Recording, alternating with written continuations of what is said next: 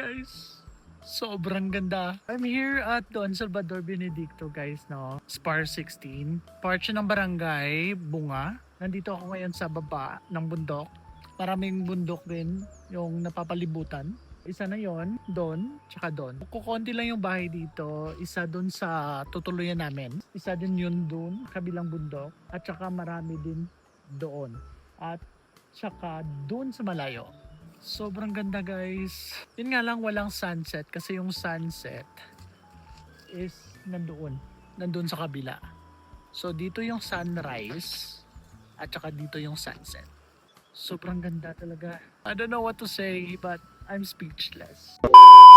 So dumating kami kaninang umaga 8 a.m. So nauna ako kasi nagmumotor ako.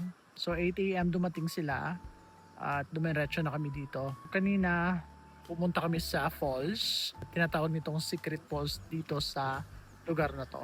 And then, so yung iba hindi pa nakatulog. After nilang maligo, dumiretso na kami dito sa tutuluyan namin. So, yun sila, yung iba natutulog, yung iba nagpapa-music.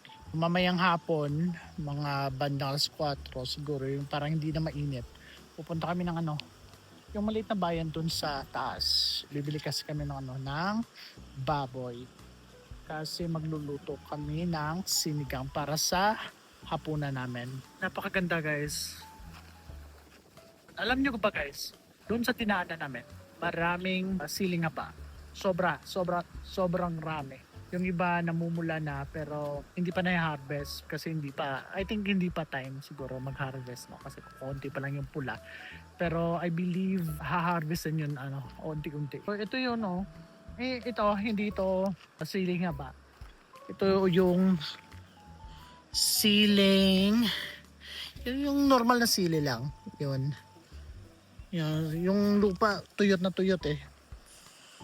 Tuyot na tuyot yung lupa. At ito guys is sitaw. Sitaw yan. Kasi sitaw yan. Kaso wala ng bunga. Naubos na yun. Naubos na kaka-harvest. Sa pagkaalam ko, sabi nung may-ari, nakakuha sila ng 100 kilos. 100 kilos na sitaw. So, nabenta is, I think, 50 pesos per kilo. So, malaki-laki na rin. So, kayo na lang bahala mag-compute. Anyways guys, one night lang kami dito, 2 days and 1 night. So bukas aalis na kami, uuwi ng Bacolod. Kasi meron pa kaming pasok. Yung iba merong pasok sila wala, yung iba wala. Sobrang ganda guys. Alam nyo ba guys, yung uway, I don't know if anong tawag doon. Yung parang ratan, I think ratan, siguro. Marami dito guys, maraming ratan. Andun yan, ratan yan. Kailangan sobrang tanda na bago siya harvestin or kunin kasi hindi pa siya matigas or hindi pa siya matigas or hindi pa siya pwedeng kunin. Yung iba dito guys sa Don Salvador, dito sa lugar na to, nagpa-project na gulay. Number 1 is yung siling haba, yung normal na sili, yung sitaw, and as you can see maraming saging.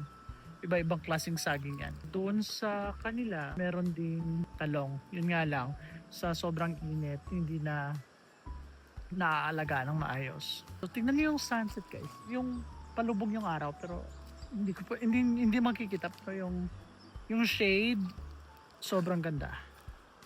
And, ito guys, sobrang ganda ng lugar. Yun ang sinasabi ko guys, yung may mga bahay sa sa malayo, may bahay sa malayo. Sobrang layo nun guys. I don't know if part pa siya ng Don Salvador, pero meron isang barangay, yung Don Salvador, na barangay Pinuwayan. Nakapunta na ako doon pero sobrang layo talaga. Nilakad lang namin. I'll just gonna give you update guys. So ito yun yung lugar namin. Hindi ako lumaki dito. Nakabili lang ng lupa. Hindi naman kalakihan. Hindi naman maliit. I think maliit parang parang tayuan lang ng bahay. Yun ang kinuha ko kasi wala lang, para lang may meron akong bahay dito. Yun guys. So just gonna give you update guys. So baka mamaya lalakad kami doon. Aakyat kami sa taas. Depende kung sasama yung iba, pero ako aakyat ako kasi bibili ako ng papo. So, I'm just gonna give you update guys ha. So, thank you.